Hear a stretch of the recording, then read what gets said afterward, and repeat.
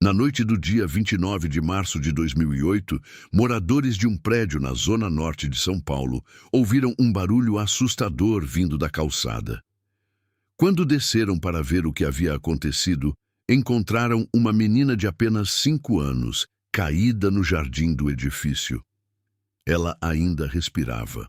Ainda havia vida naqueles olhinhos, mas a queda do 6º andar havia causado danos irreversíveis. Isabela Nardoni morreu a caminho do hospital. Antes de continuar, se você ainda não se inscreveu no canal Arquivos do Crime, clica no botão de inscrição agora e ativa o sininho. Toda semana, um novo arquivo é aberto aqui. Se esse caso te tocou, deixa o seu like e comenta aqui embaixo.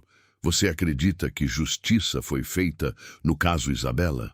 Agora vamos entender quem era essa menina e o que aconteceu naquela noite. Isabela Oliveira Nardoni tinha apenas 5 anos. Era uma menina alegre, cheia de vida e adorada por todos que a conheciam. Filha de Alexandre Nardoni e Ana Carolina Oliveira, um casal que havia se separado. Isabela vivia com a mãe, mas tinha visitas regulares ao pai. Naquele fim de semana de março de 2008, ela havia passado os dias com o pai Alexandre e sua nova companheira Ana Carolina Jatobá. Alexandre Nardoni era um jovem empresário de 29 anos. Após a separação de Ana Carolina, havia se casado com Ana Carolina Jatobá e tido mais 2 filhos com ela. O casal morava num apartamento no 6º andar do edifício London, no bairro Vila Guilherme, em São Paulo. Isabela visitava o pai regularmente e dividia o espaço com a madrasta e os 2 meios-irmãos. Parecia uma família comum. A relação entre Isabela e Ana Carolina Jatobá nunca foi fácil. Vizinhos do edifício London relataram à polícia que ouviam brigas frequentes no apartamento envolvendo a madrasta e a menina. A avó materna de Isabela, mãe de Ana Carolina Oliveira, chegou a declarar publicamente que Jatobá detestava a enteada, que a menina era tratada de forma diferente dos filhos biológicos do casal, que havia algo errado naquela relação. Ana Carolina Oliveira, mãe biológica de Isabela, havia percebido que algo estava errado. A menina voltava das visitas ao pai diferente, mais quieta, mais fechada. Ana Carolina havia se separado de Alexandre quando Isabela era ainda muito pequena e a guarda da menina ficou com ela. Mas as visitas ao pai eram regulares e determinadas pela justiça. Naquele fim de semana de março, Ana Carolina havia entregado a filha sem imaginar que seria a última vez. Na noite de 29 de março de 2008, Alexandre Nardoni buscou Isabela na casa da mãe para passar o fim de semana. Por volta das 23h30, o carro do casal foi flagrado pelas câmeras de segurança chegando ao edifício London. Alexandre pegou Isabela nos braços, ela dormia, e subiu com ela para o apartamento enquanto Ana Carolina ficava na garagem com os outros 2 filhos. Minutos depois, o pesadelo começou.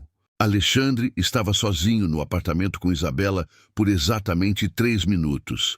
Das 23h48, quando subiu com ela, até as 23h51, quando Isabela caiu. 3 minutos. A promotoria provaria mais tarde que nesses 3 minutos Alexandre agrediu e asfixiou a própria filha dentro do apartamento. E que quando Ana Carolina subiu com as outras crianças às 23h54, Isabela já havia caído. 3 minutos que destruíram uma vida inteira. A perícia reconstruiu o que aconteceu dentro do apartamento naquela noite. Isabela foi agredida em mais de um cômodo. As marcas de sangue provavam isso. Foi asfixiada, estrangulada até perder a consciência. E então, jogada pela janela do quarto pelo próprio pai.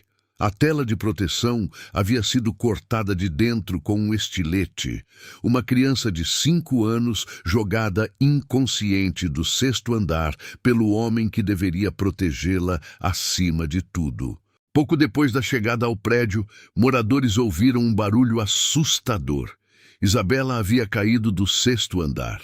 O pai correu para a rua e encontrou a filha caída no jardim ainda com vida. O SAMU foi chamado.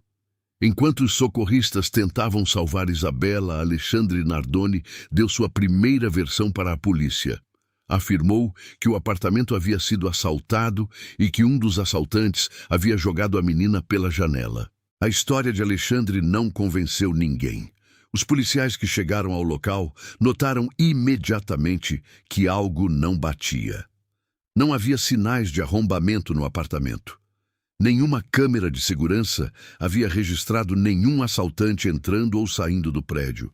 As janelas do apartamento estavam fechadas por dentro. E o mais perturbador, havia marcas de sangue e sinais de luta dentro do apartamento que contradiziam completamente a versão do pai. A perícia encontrou marcas de sangue de Isabela em vários cômodos do apartamento. Havia sinais de que ela havia sido agredida antes de cair. O laudo pericial indicou que Isabela havia sido asfixiada, estrangulada, antes de ser jogada pela janela. Ela já estava inconsciente quando caiu. A tela de proteção da janela havia sido cortada de dentro. E DNA de Isabela foi encontrado na camiseta que Alexandre usava naquela noite. A promotoria reconstituiu os fatos minuto a minuto. Alexandre subiu com Isabela às 23h48. Ana Carolina subiu com as crianças às 23h54. Isabela caiu às 23h51, ou seja, antes de Ana Carolina subir. Isso significava que Alexandre estava sozinho no apartamento com Isabela por pelo menos 3 minutos antes da queda. Tempo suficiente para o crime acontecer. A cronologia destruiu completamente a versão dos dois acusados. Ana Carolina Oliveira, mãe biológica de Isabela, ficou sabendo do ocorrido ainda na madrugada. Correu para o hospital, mas não conseguiu ver a filha a tempo. Isabela havia morrido. A dor de Ana Carolina foi devastadora e pública. Ela se tornou o rosto da luta por justiça pelo caso. Acompanhou cada fase da investigação e do julgamento com uma coragem que impressionou o Brasil inteiro. Sua dor virou força. Poucos dias após o crime, Alexandre Nardoni e Ana Carolina Jatobá foram presos preventivamente. A prisão foi acompanhada ao vivo por toda a imprensa brasileira. O caso havia se tornado o maior escândalo criminal do país naquele momento.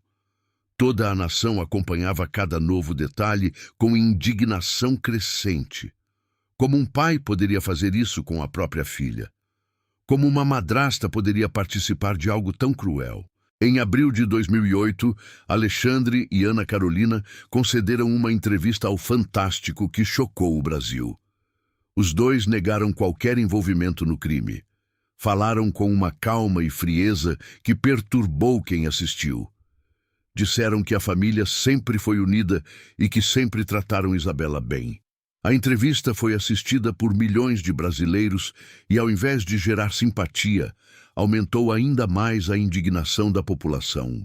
A investigação do caso Isabela Nardoni foi considerada um divisor de águas na perícia criminal brasileira. Pela primeira vez no país, foram utilizados equipamentos e técnicas de investigação que raramente eram usados até então. Peritos do Instituto de Criminalística de São Paulo trabalharam incansavelmente para reconstruir cada detalhe daquela noite. Cada evidência era analisada com um rigor que o Brasil nunca havia visto antes num caso criminal. As provas reunidas contra o casal eram esmagadoras. DNA de Isabela na camiseta de Alexandre. Marcas de sangue em vários cômodos do apartamento. Laudo confirmando asfixia antes da queda. Tela da janela cortada de dentro. Câmeras de segurança contradizendo a versão dos acusados. Cronologia impossível para a tese da defesa. E testemunhos de vizinhos que relatavam brigas frequentes no apartamento envolvendo Isabela e a madrasta. O DNA foi uma das provas mais devastadoras contra Alexandre Nardoni. Amostras de sangue de Isabela foram encontradas na camiseta que ele usava naquela noite. Não era respingo, era contato direto. O tipo de marca que acontece quando alguém segura uma criança ferida nos braços. A defesa tentou explicar, dizendo que Alexandre havia carregado a filha após a queda. Mas a perícia provou que o sangue estava na parte interna da camiseta.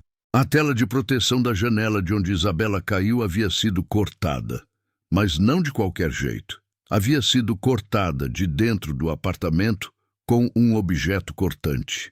A defesa alegou que a tela já estava danificada antes, mas os peritos foram categóricos. O corte era recente e havia sido feito com precisão por alguém do lado de dentro. Nenhum assaltante externo poderia ter feito aquele corte naquela posição. As marcas de sangue de Isabela encontradas no apartamento contavam uma história perturbadora. Havia sangue no quarto, no corredor, no banheiro. Isso provava que a menina havia sido agredida em mais de um cômodo antes de ser jogada pela janela. Não foi um momento de impulsividade, foi uma sequência de agressões. A quantidade e distribuição do sangue destruiu completamente qualquer possibilidade de acidente ou invasão externa. O laudo do Instituto Médico Legal foi um dos documentos mais importantes do julgamento. Os peritos confirmaram que Isabela havia sido asfixiada, estrangulada manualmente, antes de ser jogada pela janela. Ela já estava inconsciente quando caiu. Não sentiu o impacto da queda. As marcas no pescoço da menina eram claras e inequívocas. Alguém havia colocado as mãos no pescoço de uma criança de 5 anos e apertado até ela perder a consciência. Além das evidências físicas, os depoimentos de testemunhas foram fundamentais. Moradores do prédio ao lado relataram ter ouvido gritos e barulhos vindo do apartamento do casal antes da queda. Uma vizinha afirmou ter ouvido uma voz feminina gritando no apartamento. Outros moradores relataram conflitos anteriores, envolvendo Isabela e a madrasta. O quadro que emergiu dos depoimentos era de uma criança que vivia sob constante tensão naquele apartamento. O julgamento do casal Nardoni começou em 22 de março de 2010, quase 2 anos após o crime. Foi o julgamento mais aguardado da história recente do Brasil. O Fórum de Santana, em São Paulo, foi cercado por multidões. Câmeras de todo o país transmitiam cada detalhe ao vivo. O júri foi formado por 4 mulheres e 3 homens. Durante 5 dias, defesa e acusação apresentaram suas versões dos fatos. A promotoria foi cirúrgica. O promotor Francisco Sembranelli usou a cronologia dos fatos para provar que o crime só poderia ter sido cometido pelo casal. Apresentou cada laudo pericial com clareza e precisão. A defesa tentou criar dúvidas sobre as evidências e chegou a comparar o caso ao desaparecimento de Madeleine McCann. Mas as provas eram sólidas demais. O júri não tinha como ignorar o que a ciência havia revelado. Na madrugada do dia 27 de março de 2010, às 00:20, o juiz Maurício Fossen leu a sentença que o Brasil inteiro esperava. Alexandre Nardoni foi condenado a 31 anos, 1 mês e 10 dias de reclusão em regime fechado, agravado por ser pai da vítima. Ana Carolina Jatobá foi condenada a 26 anos e 8 meses em regime fechado. Do lado de fora do fórum, a multidão que havia esperado a noite toda comemorou com fogos de artifício. A condenação foi recebida com alívio e emoção pelo Brasil inteiro. Ana Carolina Oliveira chorou muito ao saber da sentença. Familiares das testemunhas e peritos que trabalharam no caso estavam do lado de fora comemorando. A sensação era de que a justiça havia sido feita, mesmo que nenhuma pena pudesse trazer Isabela de volta. A menina de 5 anos que havia sido jogada pela janela pelo próprio pai havia recebido ao menos uma resposta da lei. Anos após a condenação, ambos progrediram de regime. Alexandre Nardoni está atualmente no regime aberto, fora da cadeia. Ana Carolina Jatobá também foi solta e cumpre o restante da pena em regime aberto. A notícia de que os dois estão livres gerou revolta em muitos brasileiros. A defesa do casal prepara a ação para tentar anular a sentença, alegando inocência. algo que até hoje causa indignação entre os que acompanharam o caso. Ana Carolina Oliveira, mãe de Isabela, nunca parou de lutar. Transformou sua dor em missão. Tornou-se uma das vozes mais importantes do Brasil na luta contra a violência infantil. Em 2024, foi eleita vereadora da cidade de São Paulo com o segundo maior número de votos. Uma vitória que ela dedicou à memória da filha. Sua principal bandeira continua sendo a proteção das crianças. Isabela vive através dessa luta. O caso Isabela Nardoni mostrou ao Brasil que o perigo nem sempre vem de estranhos. Às vezes, vem de dentro de casa. Do pai que deveria proteger. Da madrasta que deveria cuidar. Uma menina de 5 anos que foi dormir no colo do pai e nunca mais acordou. O caso mudou a perícia criminal brasileira para sempre. E a pergunta que fica é: como podemos garantir que nenhuma criança passe pelo que Isabela passou? Isabela Nardoni tinha 5 anos. Tinha a vida inteira pela frente. Tinha uma mãe que a amava imensamente. Foi morta pelo próprio pai e pela madrasta numa noite de março de 2008. Sua história chocou o Brasil e mudou o país. E sua memória continua viva, na luta da mãe, na comoção do povo e na certeza de que seu nome nunca será esquecido. Descanse em paz, Isabela. Esse foi mais um arquivo aberto aqui no Arquivos do Crime. Se esse caso te tocou, deixa seu like e compartilha com alguém. Comenta aqui embaixo. Você acha que a pena foi justa? Se inscreve no canal e ativa o sininho para não perder nenhum arquivo. Nos vemos no próximo caso.